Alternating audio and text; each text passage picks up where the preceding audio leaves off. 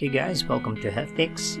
Our topic for today would be element 1.2, identifying potential and existing conflicts and seek solutions in conjunction with all involved parties. Okay, so let's begin with nobody's perfect. There is no perfect company, there is no perfect person, you cannot please everybody. And that is why darating din sa isang point of in our lives sa ating pagtatrabaho kung saan magkakaroon ng tinatawag nating conflict. But again, what is conflict? Ayon sa ating module, ang conflict daw is a state of opposition between persons, ideas, or interests. Ibig sabihin, ito daw yung mga opinion o kaya yung paniniwala, idea ng iba't ibang tao kung saan hindi nagiging akma ito para sa ibang tao or hindi katanggap-tanggap sa ibang tao. And that is why nagkakaroon ng conflict. Okay? Now, saan nga ba raw nagmumula ang mga conflict or saan maaaring magkaroon ng conflict? In a workplace, dalawa yan. So, let's have the first one, which is what we call coworkers. So, yung coworkers natin, maaari tayong magkaroon ng conflict for a couple of reasons. Okay? The first one, sabihin na natin ito yung pressure of work. Minsan, sa sobrang hirap ng ginagawa nating trabaho, umiinit ulo natin. Kung saan, naibapasa natin or naibubunton natin to sa iba nating kasamahan. Okay? And that is why nagkakaroon din ng conflict. Okay? Now, we also have yung tinatawag nating lack of o kaya yung bad communication. Ibig sabihin, minsan wala daw communication, minsan daw hindi ganun kaganda ang communication. For example, let's say gusto kong umabsent, right? Pero yung reason ko ay hindi valid, that means hindi ako papayagan ng aking manager. So itatago ko na lamang at sasabihin ko na lamang siguro, pag absent ko bukas, tatawag ako, may sakit ako. Pero lingid sa aking alam or sa aking kaalaman, yung isa kong kasamahan ay nakapagpaalam na pala kay manager. Pero hindi nasabi sa akin na a-absent siya at excuse na siya na umabsent bukas. So, ang kinahantungan, dalawa kaming absent. Nahirapan ng team na bigla si manager, right? So, pagbalik namin, there's a possibility na magkakaroon kami ng conflict. Dahil nahirapan sila, nagkulang ng tao, maaaring magalit sa akin. Again, kulang yung communication kasi hindi na alam agad sa ibang tao na a-absent pala yung isang tao. Okay? Then we also have what we call prejudice. Ito yung magiging mapanghusga tayo sa isang tao. Okay? Sir, ano po yung mga bagay-bagay na maaaring paghusgahan na namin ng isang tao? Let's say yung kanyang ethnicity. Saan ba siya nagmula, right? For example, galing siya sa Mindanao. So we're thinking na siya ay masamang tao o kaya sabihin natin na sila daw ay medyo sabihin natin terorista, something like that pumapasok sa isip natin, right? O kaya kung halimbawa yung religion nila is Muslim, iniisip natin na masama sila. But again, hindi naman, right? Also, ano ba nga yung mga bagay na yan na pwede nating panghusgahan ng isang tao? Their age, their gender, yung tinatawag nating body shape, right? So those are just a couple of things na minention sa ating module kung saan maaaring mapaghusgahan or mahusgahan ang isang tao. And that is why nagkakaroon ng conflict. Okay? Now, moving on. Another source of conflict would be yung tinatawag nating customer. Okay? So ito yung pangalawang source of conflict natin. So ano daw yung maaaring pagmulan ng conflict natin sa customer? Unang-una, sabi niya is the lack of service o kaya poor service. So, pagka wala daw servisyon nangyari, tulad ng hindi dumating agad yung waiter, ang pagkain ng tagal, pasok tayo dyan sa sa source na yan, okay? O reason kung bakit nagkaka-problema. Kasi nga po, pagka hindi mo na ibigay agad ang pagkain o kaya hindi mo agad nakuha yung kanilang order, that leads us to the second reason. Yung expectations ay hindi daw natin naaabot. Sabi ng isang guest, masarap dito kumain, right? So, pumunta and then hindi natin naibigay yung gusto niyang mangyari, which is yung masarap na experience, right? At yung masarap na pagkain. Okay? So, bumababa yung expectation or yung sinasabi nga natin, hindi naaabot yung expectation, kaya nagkakaroon sila ng problema. Kung saan, kapag hindi natin naabot yung expectation ng guest, yung pangatlo yung mangyayari. Magiging dissatisfied, right, yung guest natin. So dito binabanggit lang yung sa accommodation at services. Pero again, tandaan nyo, sa lahat ng trabaho or kumpanya or sa kahit anong career or field ay maasasabi nating nangyayari yung mga ganyan. Okay? Okay. So ngayong alam na natin yung maaaring mga sources, right, ng conflicts, ano yung susunod? Pag-usapan natin daw naman yung mga warning signs. Maganda to, tandaan nyo na po na pagka may warning signs, maganda pong matapos agad or maasikaso agad natin yung mga problema. Okay? So, unahin na natin ulit si coworkers. Ano nga ba yung senyales na meron po tayong namumuong hindi pagkakaintindihan or conflict sa ating dalawa? Right? Una, avoid verbal and visual contact.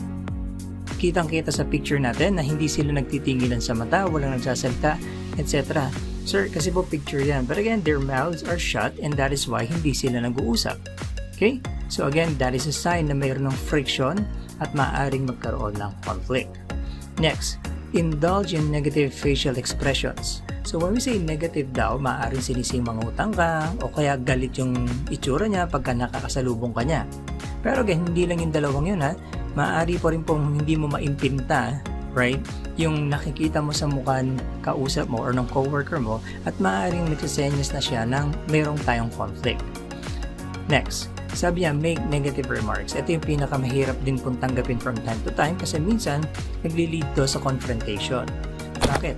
Kasi when we say po yung negative remarks, ito yung mga bagay na let's say napadaan ka, nagsabi sila or nagparinig sila sa'yo, o kaya sa social media, nagpaparinig sila, or minsan sinasabi nga mismong ikaw yon, ina-identify ka nila sa comment nila. Okay? Next, how about naman yung mga warning signs sa ating customer? Okay? So marami yan. Una, looks angry or aggressive. Galit o kaya agresibo. Agresibo siya kasi gusto niyang makuha yung gusto niya. Na kung saan, sabi nga natin kanina, hindi natin naabot. Okay? So, maaaring makita nyo yan sa mukha. So, again, senyales yan ng conflict. Next, appears flustered or frustrated. Alam naman po natin kung ano yung frustrated, right? Nadismasya siya, right? Flustered is maaaring naguguluhan siya. Yun ang ibig sabihin ng flustered, naguguluhan siya, and naghahanap siya ng taong mapagtatanungan. Okay? So, look for those signs also. Next, we have yung tinatawag natin contorted facial expressions. Like I've said a while ago sa coworkers, ito yung sinasabi nating hindi maipinta. Okay? Hindi maipinta kasi pag nakita mo parang galit, yun naman pala parang maaaring hindi rin pala siya galit, right? Maaaring malungkot yung itsura niya. Again, those are what we call contorted. Yung hindi natin masabi kung masaya ba siya, malungkot ba siya, or galit ba siya. Okay? Aside from normal, okay? Aside from normal. Next, glances around, right? So, when we say glancing around, ito ay palinga-linga para naghahanap ng taong mapagsasabihin niya ng problema niya. Okay? So, be that person kung pwede yun. Okay? Para yung problema or yung conflict ay maiwasan. Next, physically touch another guest or a colleague. Ito medyo sensitibo to kasi sexual harassment po ang pwede nating kahantungan dito. But again, pag hinawakan ka sa balikat, right, hinawakan ka sa siko, humihingi siya ng tulong eh. We could consider that as asking for help. Okay? So, kapag nakita nyo yon, nangyari yon, approach that person again, right, para po ma-solve natin agad yung problema. Okay, next, becomes too loud. Nag-iingay na siya. Besides from having fun, nag-iingay na siya kasi gusto niya makakuha ng atensyon. At yun yung bad for business. Okay? So, pag masyado maingay na at nagugulo na ibang patrons, ibang usapan na yun. I want you to call that person's attention and sorry about that. Call that person's attention and then alamin nyo kung meron bang conflict na. Okay? What else? Kapag kayo mga pinto ng mga kwarto o kaya mga CR ay sinasalyan niya. Again, that will be another reason na or tinatawagan nating sign kung saan meron daw impending na conflict. Okay? Ano ba? Nagbabato ng mga gamit, right? Nagiging argumentative, ibig sabihin nakikipagtalo both sa customers, ibang customers o kaya sa ating ibang employees. Okay? Next, ano daw yung iba pang instances kung saan maaaring manggaling daw ang conflict? Tatlo lang naman yan. Yung unang dalawa, baliktaran yan. Kasi the first one, yung colleague mo, kasamahan mo, ay maaaring nakakaramdam ng hindi patas na pagpapatakbo sa kumpanya. Ibig sabihin na aagrabyado siya, nalalamangan siya, so nagkakaroon ng conflict kapag ganon. Ganon din naman sa mga guests, nararamdaman din nila yan. Bakit yung kabilang table, kararating lamang may pagkain na, samantalang kami, kanina pa kami rito, yung order namin wala pa. Okay? At yung panghuli, right? Sabi niya, yung misunderstanding between a colleague and a customer. So basically, hindi ka kasali rito, but again, you might end up a part of that conversation or that conversation and that conflict. So those again are signs. So again, kung meron pong guest na nakikipagtalo na sa kaibigan mo or kasamahan mo sa trabaho, it's an impending problem. So again, tulungan natin siya para matapos agad natin yung problema. Okay? Next, seeking solution. Ito na, maghahanap na daw tayo ng sagot sa ating problema. Okay? Or sa conflict, right? So first thing daw, sabi nila, nip the bud. It's an English saying kung saan simula pa lamang daw, putulin na. Okay? Kung hindi kayo masyadong pamilyar doon at hindi nyo masyadong na-gets, meron pa tayong isa. Prevention is better than cure. Tama nga naman, di ba? Mas maganda raw na iwasan natin kaysa ipagamot natin. And that is again another example, right? Yung sa Philippines naman, example ko para maintindihan nyo yan, is yung kung ang isang damit ay merong punit, tahiin mo muna bago mo labhan. Because pagka ito nilabhan mo nang may sira, you might end up with a bigger problem dun sa damit. Lalaki yung sira. Okay? So, ano ang dapat natin gawin? So, eto raw yung mga techniques kung paano daw natin i-resolve ang conflict. Ang una, right, sundan daw natin yung house rules. Meron tayong ganyan. Meron tayong sabihin nating listahan ng gagawin, policies na susundan kapag may mga nangyayaring events. Hindi ka magkakamali if you're going to follow this. Hindi mo na kailangan mag-isip kung ano gagawin mo kung yung nangyari or yung tinatawag nating conflict ay pasok sa house rules. Okay? So, dahil pag ginawa natin yan, sinundan natin ang house rules, tayo ay magiging consistent sa ating mga gagawin. Okay? Next daw ay maghanap daw tayo agad ng solusyon. Kapag nagawa mo daw agad yung solusyon sa isang problema, ang bilis daw matapos ng problema, parang wala nang araw nangyari. Okay? Pero sir, paano po kami maghahanap daw ng mabilisang solusyon? Okay? Paano na ba? So una, makinig daw at pag-usapan nyo yung problema. Huwag mong pipigilan magsalita yung guest. Hayaan mo magkwento, magsabi ng kanya sa loobin, alamin nyo. Right? As we go along, mayroon pa tayong makikitang mas detailed na instructions kung paano aalamin at ano yung aalamin kapag mayroon daw conflict. Okay? Now, after listening and discussing the conflict, sabihin daw natin na maaaring the word empathy, I forgot about this one. So, ano nga pala ang empathy tsaka yung sympathy? Kapag nakikinig kasi tayo, yung dalawang yan, pwede nating i-employ. So, what is the difference between the two? Si empathy, ibig sabihin nito, naiintindihan mo yung pinagdadaanan ng guest. Pero ikaw mismo, hindi mo pa nararanasan. And that is sympathy naman. Kapag naranasan mo, alam mo yung nararamdaman ng guest, right? Alam mo what he's going through, yan siya. So, yung emotion mo, masasabi mong naranasan ko na rin yan. Okay?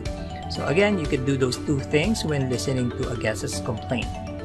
Next, sabi niya, defining the conflict. Tandaan, nakikinig pa lamang tayo kanina, iniintindi pa lang natin yung buong storya. From that whole story, doon natin makukuha yung tinatawag nating conflict itself. Madidinig natin sino yung mga involved, ano nga ba yung problema, bakit nga ba nila nasabing problema yon, etc. So once we have defined the conflict, we need to move on to the next one, developing the solution. So kausap or katulong yung ating guest or customer na nagko-complain, pwede tayong mag-usap kung ano nga ba yung maaari nating resolution. Okay? So pag nagre-resolve tayo, always be assertive. Okay? Sir, ano nga ba yung assertive? Ito siya. Tandaan na kapag aggressive, right? Yung gusto mo ang dapat mangyari o kaya yung gusto ng guest kapag agresibo siya. Pero pag sinabi naman nating passive, ito naman yung hinahayaan mong mangyari, right? Kung ano man yung gusto mangyari ng ibang tao. So yung assertive is right smack in the middle. Gusto nating maibigay yung gusto ng guest, gusto na rin natin makuha yung gusto natin. And that is what we call assertive. Okay? Next, be constructive. Hindi po ibig sabihin na walang solusyon sa tinatawag nating house rules, hindi na tayo gagawa ng mga solusyon. Okay? So, pwede tayong gumamit ng iba't iba pang mga bagay para makapag-construct ng sarili nating solution sa isang problema. Okay? Ano po yun? Ito yung mga bagay na pwede mong gamitin para maging constructive. Be well-informed. Kapag well-informed ka, alam mo kung yung guest ay sabihin nating patron na for a long time, pwedeng baguhan lamang siya, pwedeng kararating lang or kababalik lamang na patron. Okay? So, kapag alam mo yon, kahit papaano, meron na tayong alam about our guests. Right? Maaaring baguhan pa lang to, hindi niya pa natitikman tong ganito. Dati na natin tong guest, so alam na natin kung ano yung mga gusto niya. Pwede natin gamitin yon para ma-resolve yung problema. Okay? Next, act on workplace policies and procedures. Like I've said, yung house rules and policies. Tignan because hindi na tayo magkakamali dyan at tayo ay magiging consistent. Okay? Now, be patient and show tolerance. Yep, darating tong panahon na to na yung guest mo ay sobrang irate, galit na galit, gusto mo makipag-away din sa guest. Pero wag na wag yung gagawin yon. Okay? So bakit po? Kasi nga po tayo ay nasa under tayo ng service providing industry. Ibig sabihin dapat tayo daw ay mapagpasensya. Okay? Okay. Next, understand the total picture. Like I've said sa unang part, right? Listen carefully. Pakinggan nyo lahat ng mga sasabihin ng guest and then from there natin i-construct yung totoong problema. Okay?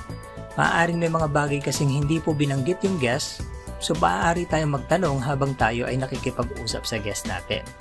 Okay? Next, compromising. Alam na natin yung buong picture. Alam na natin kung alin problema, alam na natin kung saan anong produkto or serbisyo yung hindi po nakaabot sa expectation ng guest. Magko-compromise na tayo. Sir, ma'am, sasabihin natin sa guest, okay lang po ba na ganito na lang ang gagawin natin? So that is what we call compromising. Hindi lahat po ng gusto ng guest, hindi rin lahat ng gusto natin bilang company ay makukuha ng isa't isa. And that is what we call compromising. Kahit papaano, pag tinignan mo, parehas sides ay win-win. Panalo. Okay? And that is what we call compromising. Okay, be consistent. Again, like I've said, bukod po sa pagsunod sa tinatawag po nating house rules and policies, be consistent with our answer. Okay? So, kung wala pong house rules, wala doon, hindi nasasakop, be consistent na ito ay gagawin natin sa susunod. Okay? Okay. So, that's the end of our presentation for Element 1.2. I hope you guys have understood kung ano po yung lecture natin ngayon. And if you do have questions, pwede naman po magtanong sa akin when we get back to our class. Okay? Thank you very much.